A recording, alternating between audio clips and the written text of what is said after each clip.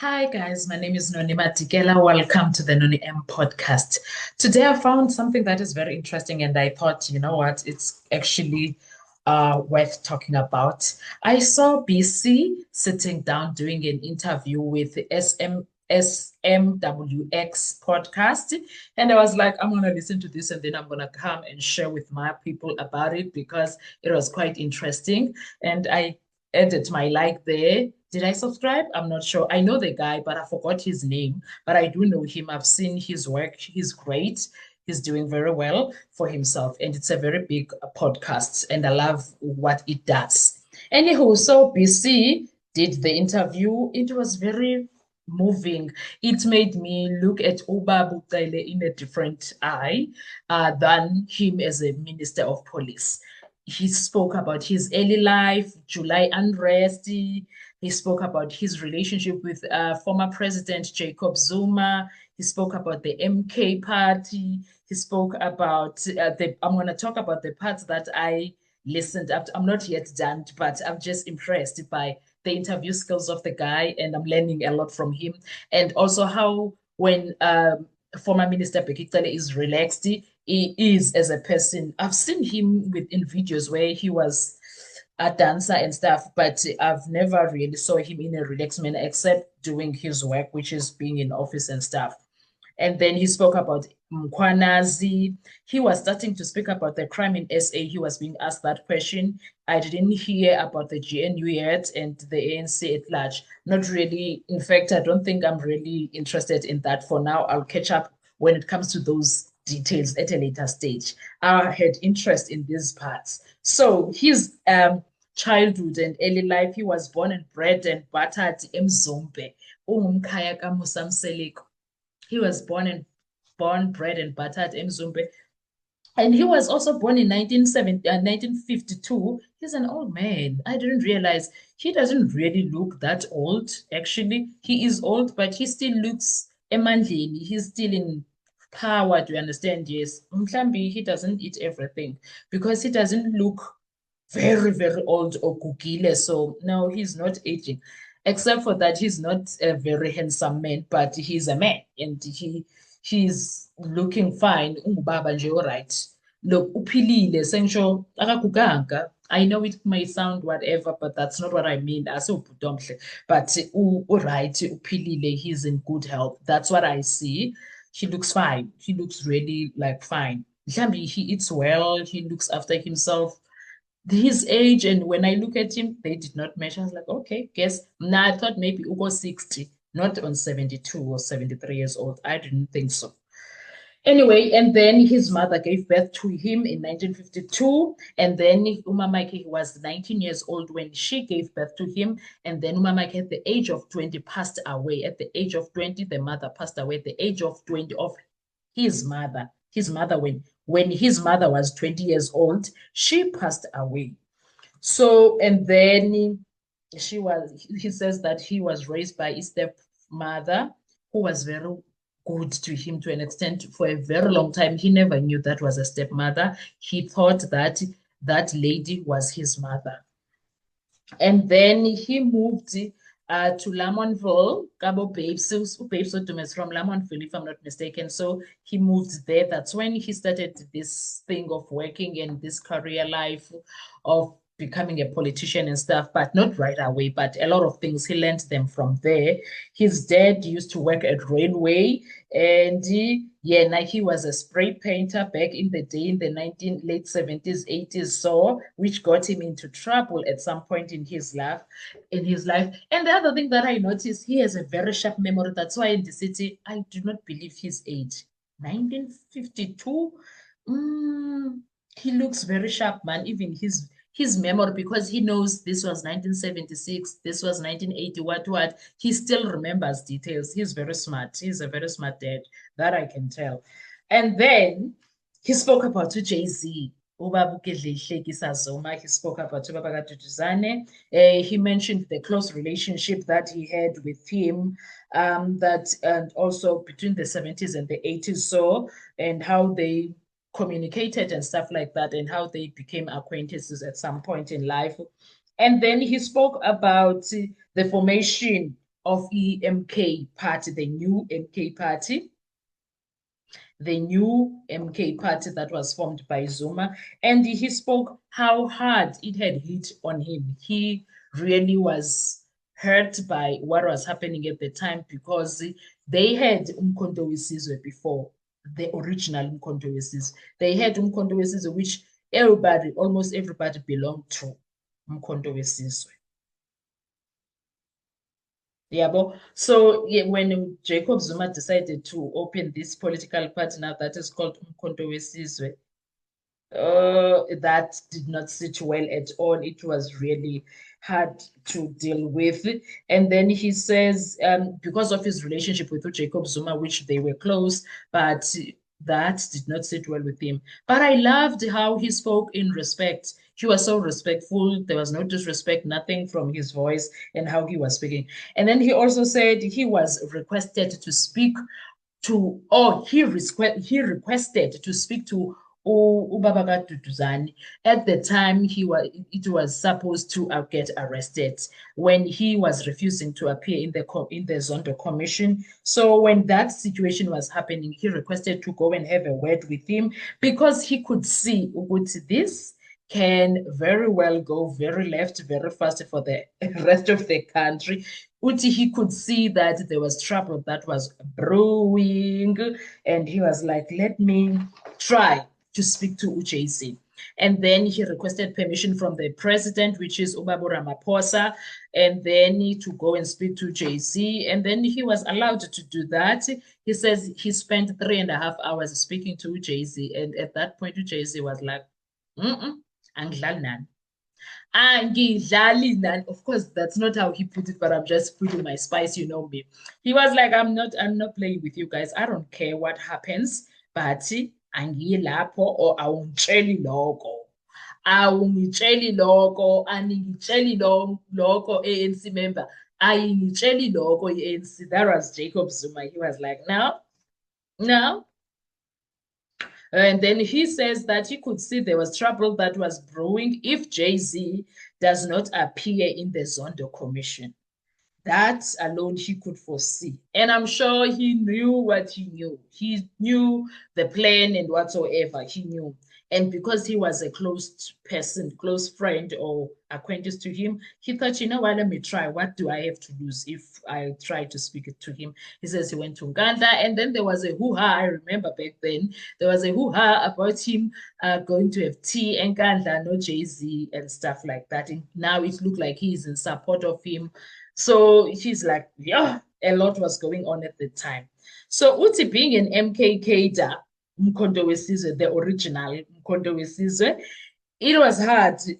And Zuma's new party now being called Umkhonto weSizwe, it was causing painful and it brought a lot of confusion to people because now if you are going to a place, for instance, there was a funeral somewhere that they go to, and then now you don't know whether to sing to the songs of the Umkhonto weSizwe, of all-time Umkhonto weSizwe, it will look like you are supporting Zuma, and that time, this is what you grew up in, blah, blah, blah. It was a lot. It was a lot. So he says they, like, I suppose elderly people did go through a certain, they did go through to a certain trauma when it came to that, because that was whatever it felt like to them. We may not understand or feel the pain that they felt when it happened. And then he speaks about the July unrest. The guy asked him about the July unrest. Uba, what exactly did you say to Jay-Z in that 3-hour meeting? And then Utiana, he was there to persuade Jay-Z to go and appear before the commission Gazondo. And he reminded him that, listen, before you were brought to KZN under a special dispensation so that you can deal with the violence that was happening in the province of KZN. And he says you were brought back to deal with the violence in KZN, and boy, did it not work. It was good because a lot of things and a lot of people stopped fighting, and it went down, the entire violence situation. It worked a lot because it stopped the blood splitting that was happening in KZN. He spoke with the Inkatha people. He mentioned a lot of people. And he says if we're not Jacob, that's what he says to you. If you get you do not do as requested, this can turn very ugly for our people, and it can turn into a KZN that is bloody. And he was like, oh, Jay-Z was like, I don't care for you, and I care for. It means Jacob Zuma was hurtful. He was hurtful and he was not having it. Kesana, he was like, no, no, I'm done. I'm done playing dirt with ANC people. They don't care about me. They are shoving me to the car. I'm not doing any favors for them. I'm done. He was like, no, whatever. And Uti, when he left there and Uzuma was standing on his ground, like, dude, whatever happens, happens. Me, I ain't doing that. I ain't going to no Zondo Commission, whatever. I am doing that.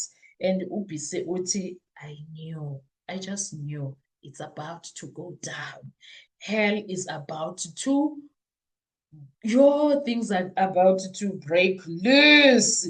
And he knew that, wow, this is KZN and this is Jacob Zuma. We are in deep, deep, deep trouble. We are in a deeper hole than the ocean because KZN, only Jacob Zuma managed to calm things down. But now, if we look like we are whatever towards him, then it means KZN is going to be a bloody place.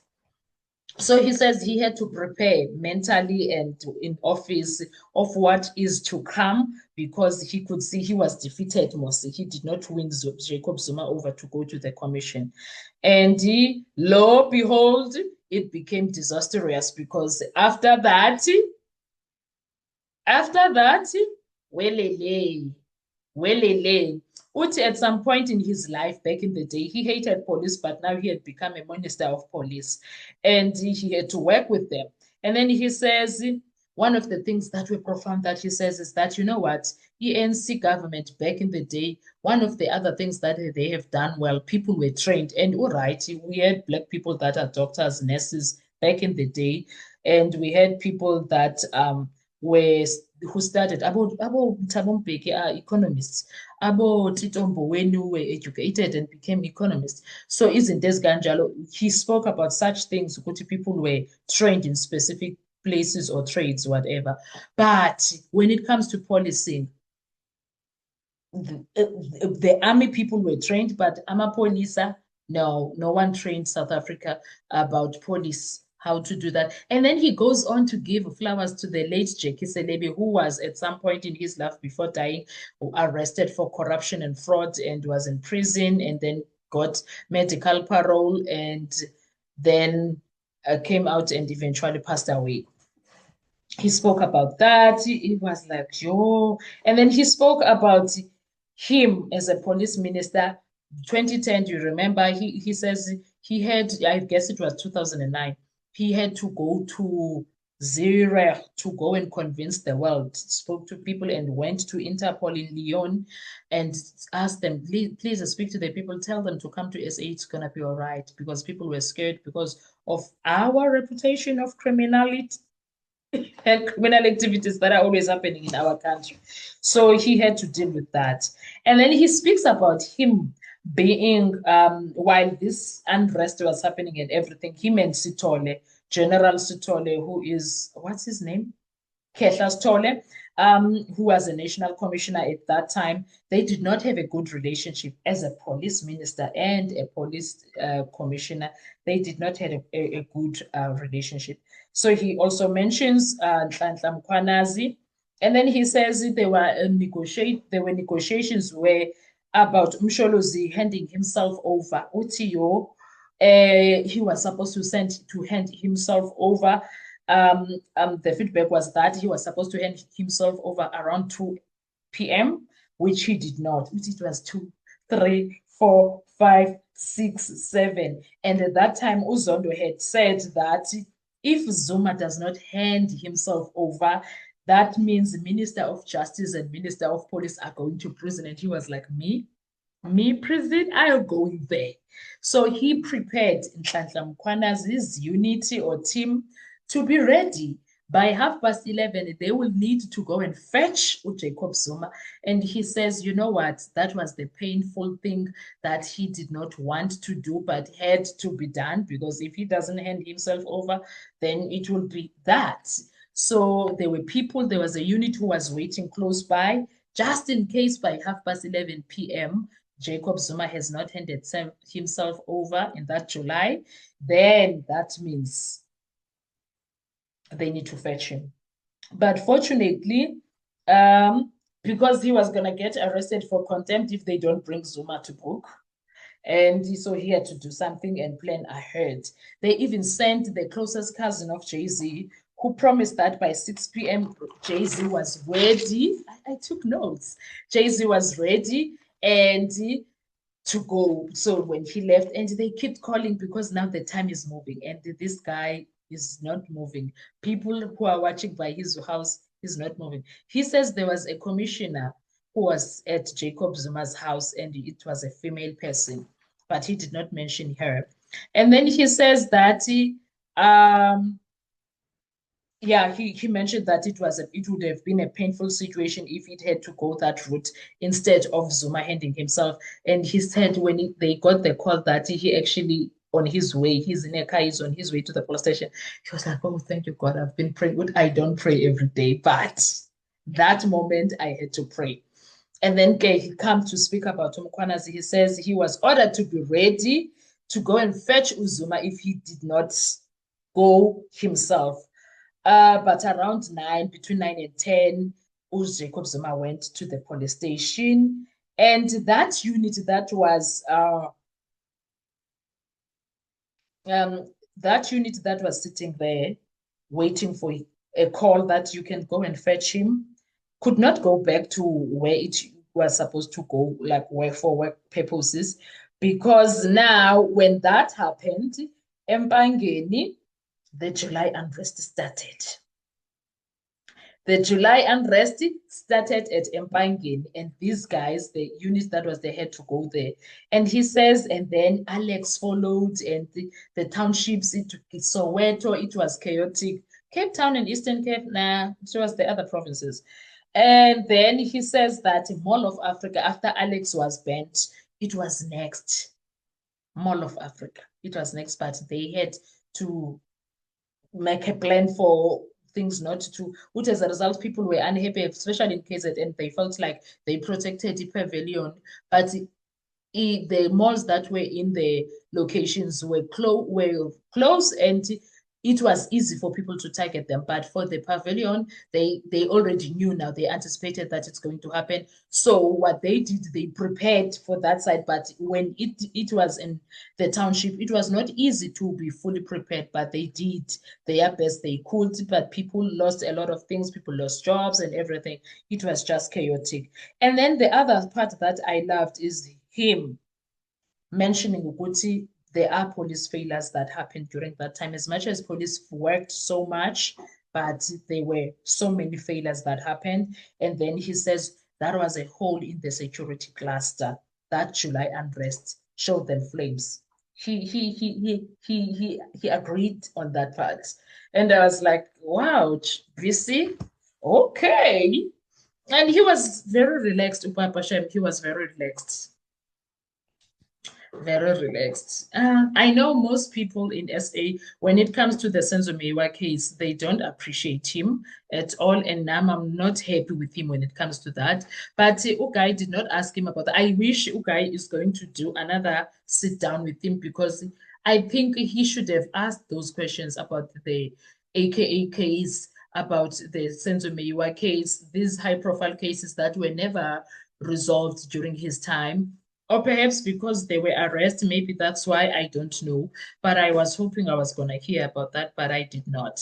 Anyway, what are your thoughts with that? If you feel like I did not summarize enough, please go to that channel, Buti Itini MX. Let me check again for you. Is it what? Your SMWX podcast. Go there, then you are going to see the interview of Ubaba Ndosi, which for me, it was very professional, and he was just relaxed, Shem, for once. Like, But wow, I must say, for his age, he looks good. I guess we are Jima or something. He looks very good. Abantu abadala who take care of themselves, they live long. I wish we can be looking like him when we age, because our people, our us, we grow and become, I don't know, people's pay faces already in their 30s, 40s, they show puza face, but abo beke. Wow. Anyway, what are your thoughts? Let's talk in the comment section. Thank you so much. I'll see you on our next video. Bye-bye.